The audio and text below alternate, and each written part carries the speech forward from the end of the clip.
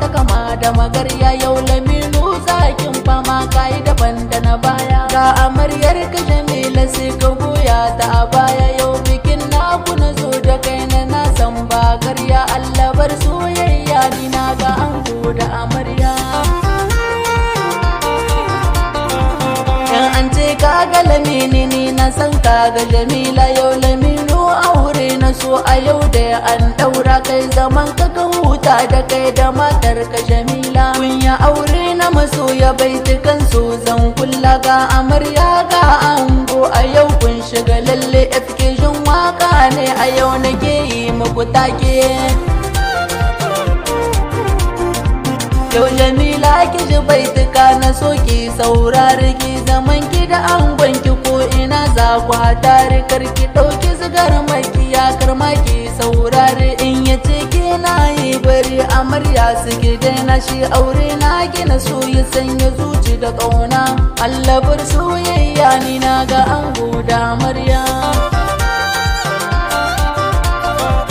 Awwali angon sau da sha zaman ka huta. Na sani soyayya ta saka aure saude. A yau awwali ne ya zama angon saude. Ga amarsu ta ango Allah ya barki saude. Saude mai kyan hali ta awwali ga saude. Awwali kayi gida kawai ka kyale kande.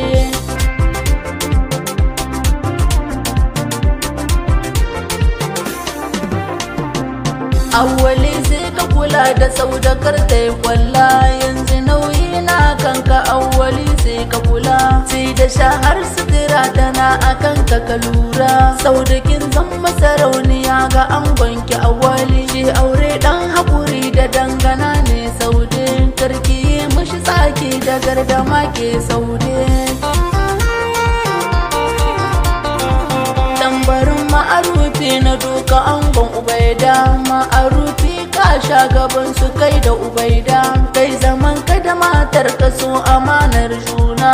Sai ka kare haƙƙinta tunda nauyi ka ɗauka. Ci da sha har sutura a yau ya dawo bisa kanka. Allah bar soyayya ni na ga ango da amarya.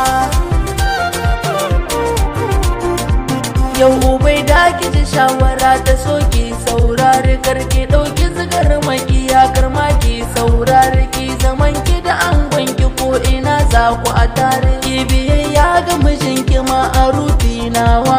Tunda an yi aure kawai ku daure ku tsaya.